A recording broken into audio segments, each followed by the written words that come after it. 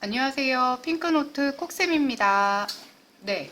오늘은 좀 새로운 걸 해보려고 해요. 이제 그동안에 문제를 기반으로 하는 이제 어떻게 설명을 해서 문제를 푸느냐에 대한 걸로 했다라면, 이제 우리 국가고시가 얼마 안 남았죠. 그러다 보니까 제가 이제 수업 도중에 많이 말씀을 드리는 게 목차를 많이 읽으세요. 그래서 어떤 과목에서 어떤 내용을 다루는지를 연상하시면 좋아요. 이렇게 말씀을 많이 드리고 있어요. 그런데 생각보다 그게 어렵다라고 하시는 분이 굉장히 많으시더라고요. 그래서 떻게 하면 되는지 약간 오늘은 시범을 조금 보여드릴까 합니다. 그래서 지금 제목은 해부로 보는 마인드맵이에요. 그러니까 사실 요점 정리하고는 조금 달라요. 왜냐면 깊이 있게 하나하나의 내용을 다루는 건 아니고, 이 주제가 나오면 이런 단어들이 떠오르면 좋겠다라고 하는 말 그대로 정말 마인드맵이거든요. 그래서 여러분들이 여러 과목이 연결되기는 하지만 깊이 있게 공부를 하시기 위해서는 당연히 교과서를 가지고 내용을 확인을 하셔야 되는 부분이에요. 예를 들어서, 자, 오늘 같은 경우에는, 오늘의 주제는 신경계입니다. 네, 신경계. 자, 해부를 기반으로 하는 신경계라고 하는 아이가 나오게 되는데요. 자, 여러분들이 해부에서 신경계를 보신다라면 크게 이런 아이들에 대해서 이야기를 들으실 거예요. 자, 먼저 중추신경계라고 하는 부분과 말초신경계라고 하는 부분. 그리고 이 아이들에서 파생되긴 하지만 완전히 새로운 부분이죠. 자율신경계라고 하는 아주 독특한 아이에 대해서 배우시게 될 거고, 그 중에 중추신경계라고 하는 애는 뇌와 척수라고 하는 부분이 있어요. 여러분들 뇌라고 하는 부분에서 기억을 하시면 좋은 게, 우선 지금은 해부 기반이니까 해부를 말씀드리자면 다양한 중추에 대한 이야기가 나오게 돼요. 그래서 첫 번째, 번호에는 신경 쓰지 마세요. 번호는 그냥 제가 의미 없게 막 하는 내용이어서.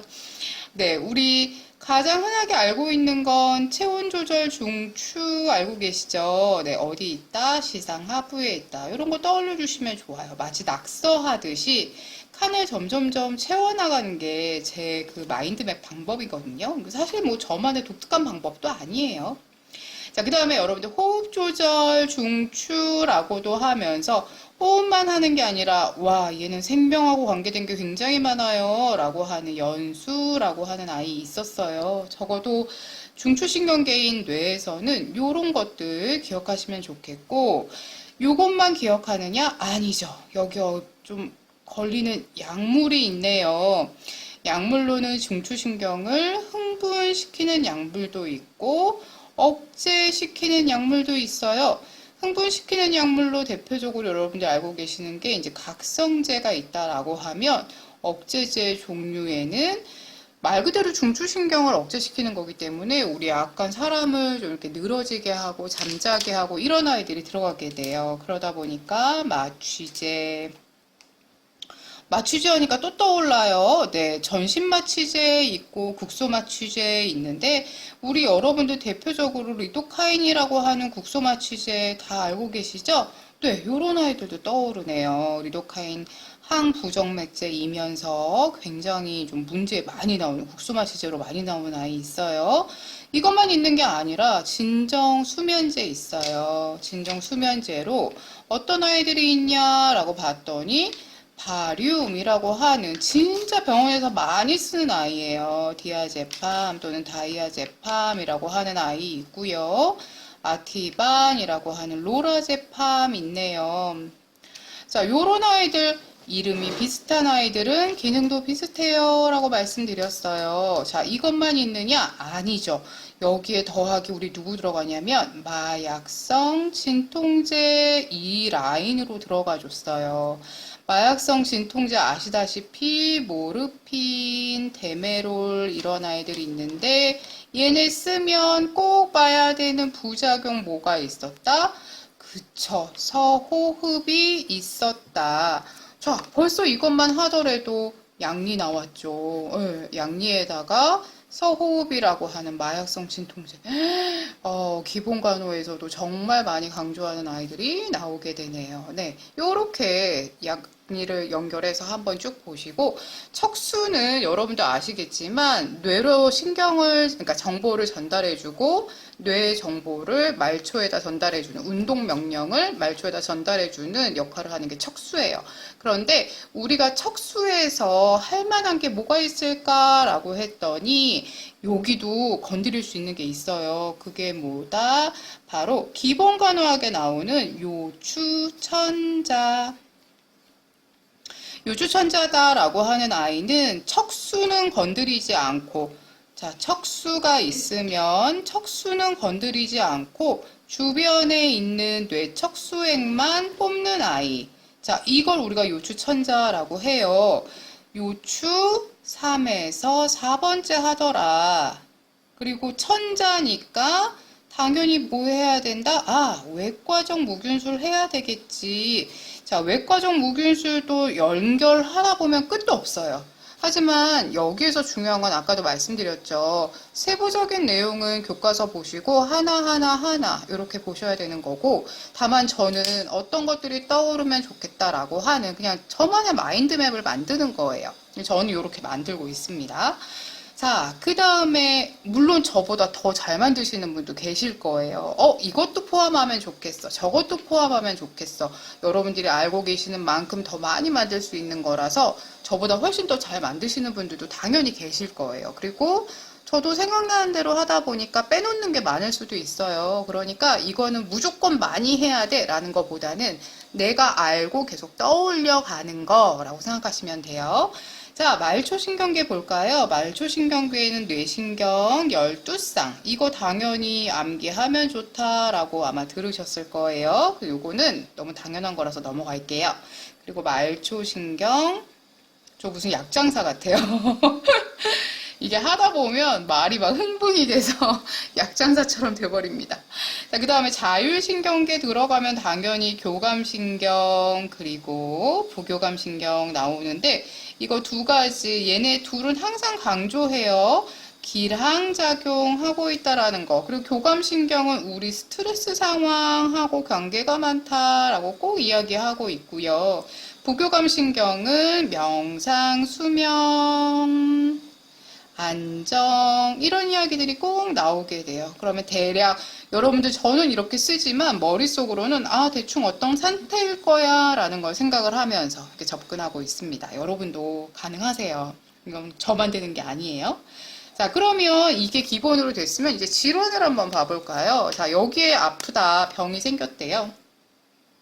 색깔을 달리하는 건 뭘 꼭 다르게 봐라 이런 느낌은 아니에요. 그냥 검은 색깔로만 하다 보니까 좀 지루하네. 네, 지루한가요? 질환으로는 크게 여러 가지가 있을 수 있어요. 하지만 저는 그냥 세 가지만 이야기할 거예요. 그게 이제 뭐냐면 처음에 뇌졸중이라고 하는 아이예요. 이 뇌졸중도 두 개가 있어요. 혈액의 흐름이 차단돼서 생기는 허혈성 뇌졸중이 있고요. 이거 우리 다른 말로 뇌경색이라고 하죠. 길이 막혀서 생기는 문제예요. 자, 출혈성 뇌졸중이 있어요. 출혈성 뇌졸중 우리 뇌출혈이라고 하는데, 이거는 길이 막혀서 문제 아닌 거죠? 혈관이 뻥 뚫려서 생기는 문제예요. 그러다 보니까 허혈성 뇌졸중 같은 경우에는 약물로 든다라면 항응고제는 꼭 써야 되겠다라고 이야기가 되겠고, 이 출혈성 같은 경우에는 사실 여러분들이 약물을 직접적으로 접근하시기는 어려운데, 요거는 자, 허혈성 뇌졸중 같은 경우에는 이렇게 주변에 뇌신경이 손상되면서 생기는 문제인데, 여러분들 나중에 성인간호학에 보시면 이 뇌경색 같은 경우에는 전조 증상, 즉 뇌졸중이 생기기 전에 생기는 특별한 증상이 있다, 이걸 경험하는 사람이 있다라는 게 나오는데요. 그게 일과성 허혈성 발작이라는 게 나와요. 다른 말로 소뇌졸중이라고 하거든요. 네. 자, 이 손해졸중 같은 경우에, 완전히 막힌 게 아니라 부분만 막혀서 하루, 그러니까 24시간을 넘지 않지만 뇌졸중의 증상이 약하게 나타났다 사라지는 거. 이걸 이제 이야기하는 게 이 허혈성 뇌졸중이라고 하는 뇌경색의 특징이라면, 반대로 출혈성 뇌졸중 같은 경우에 키워드 저는 이제 뭘로 잡냐면 두개강 내압 상승 있어요. 즉 막힌 공간 안에 출혈이 막 생기다 보니까 뇌조직이 눌리겠구나. 그래서 두개강 안쪽에 압력이 상승하는 건데 이때 쓰는 약물이 있어요. 압력을 상승시킨 걸 좀 막아주기 위해서 쓰는 이뇨제가 있거든요. 근데 이때 이뇨제가 우리가 흔히 알고 있는 이뇨제가 아니라 만니톨이라고 하는 이뇨제를 쓰게 돼요. 고삼투성 이뇨제라고 하는 만니톨. 이거 출혈이니까 얘는 항원고제는 절대 쓰면 안 되겠네. 약물 조심해야 되겠네. 라는 거 봐주시고, 이렇게 두개강 내압 상승이 출혈성 뇌졸중의 주사망 원인 중에 하나래요. 그래서 압력을 상승시키지 않도록 하는 게 중요하거든요. 그러다 보니까 간호로 많이 들어가는 게 머리 상승 많이 들어가요. 머리를 좀 높이는데 어느 정도로 높인다? 총 이렇게 해요. 30도 이렇게 30도 정도로. 목이 너무 긴가요? 네, 너무 기네요. 네, 상체를 한 30도 정도 머리를 상승시켜서 압력을 좀 완화시켜 준다라고 하는 부분. 그 다음에 맞다, 얘 금식도 좀 했었어. 그리고 힘주면 안 됐었지. 이런 얘기들. 그리고 신진대사를 좀 늦추기 위해서 저체온요법이라는 것도 좀 썼던 것 같아. 저체온요법 이런 것들. 이런 특이한 것들이 있었네. 뭐 이런 것들을 봐주시면 좋을 것 같아요. 자, 그 다음에 여러분 아까도 말씀드렸어요. 교과서 꼭 보세요. 제가 지금 하고 있는 게 다 아니에요. 네. 그냥 어떤 것들이 나와야 되는구나 라고 하는 부분을 보시면 좋겠습니다. 자, 그 다음에 이제 파킨슨병 있어요. 파킨슨병 같은 경우에는 키워드는 이거죠. 도파민 결핍. 네. 도파민이 포함되어져 있는 약물을 먹으면 증상을 호전시킬 수 있더라. 근데 파킨슨병이 아주 특징적인 증상이 있어요. 그쵸? 진전, 떨림. 운동을 시작할 때 좀 많이 느리죠. 운동 완서. 그 다음에 끄는 듯한 보행. 이런 증상들이 조금 특이했었네. 뭐 이렇게 이제 봐주시면 될 것 같고요. 자, 그 다음에 저 이야기하는 게 이제 치매 많이 말씀드려요. 네. 자, 치매 같은 경우에는 여러분들도 아시겠지만 알츠하이머성 치매를 포함한 뭐 이런 허혈에 의해서도 치매가 생길 수도 있는 거고요. 점진적으로 뇌조직이 뇌세포가 손상되면서 생길 수 있는 인지적인 장애 이런 것들 나중에 행동장애까지 동반되는 게 치매여서 이런 질환들에 대한 간호 필요하겠구나 라는 거 보시면 좋은데요. 특히 치매는 노인간호학에 많이 나와져 있는데 언제나 잡는 포인트가 일관성이에요. 그러니까 기억력이 점점점 짧아지다 보고 단기 기억이 특히나 많이 짧아지다 보니까 변화하는 환경에 적응하기가 너무 어려워요. 그러니까 일관성 있는 거, 계획적인 거 이런 것들을 좀 중요하게 생각해야 되겠다라고 보시면 되겠고 여기에서 여러분들이 보시다가 나는 이 부분 잘 모르겠네 그러면 그 부분을 꼭 교과서로 확인하세요. 잔소리예요.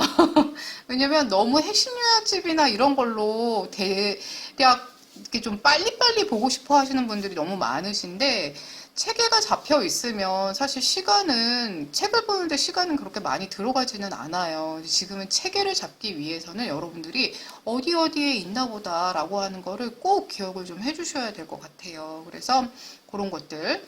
아까 여기 항응고제 갑자기 생각이 났는데 이거 헤파린, 와파린 있고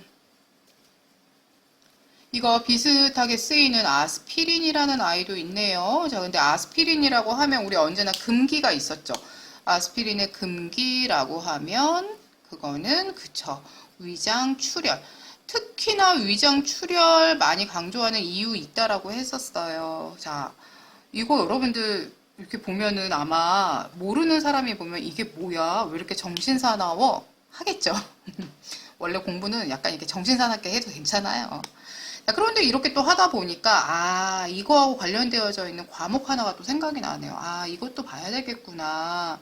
보건행정이나 지역사회학에 보면은 여러분들 나오는 노인, 장기, 요양, 보험. 노인장기 요양보험 하면 또 할 말이 되게 많죠. 아, 노인장기 요양보험, 재가급여라는 게 있었고, 시설급여라는 게 있었고, 특별현금급여라는 게 있었고, 이렇게 나가다 보니까, 아, 재가급여 중에서 조건이 있는 게 있던데, 그쵸. 그게 방문 간호였었죠. 그래서 2년 이상의 경력을 가진 간호사, 3년 이상의 경력을 갖고 700시간 이상의 교육을 받은 간호조무사, 치위생사, 뭐 이런 것도 여러분들 써주시면 좋겠죠. 앞에 내용 했으니까 넘어갈게요. 자, 시설급여 같은 경우에는 항상 요양, 노인 요양 공동생활 가정, 노인 요양 시설, 요양이라고 하는 부분이 들어가야 된다라는 게 있었고요. 이렇게 또 하다 보니까 아, 노인장기 요양보험 2008년부터 시작했었다. 기억하는 이유가 저희 딸이 2008년생이거든요. 2008년부터 시작했었고 크게 6개의 등급이 있었던 것 같아요. 전적으로 뭐 이렇게 해서 등급이 있었던 것 같아요.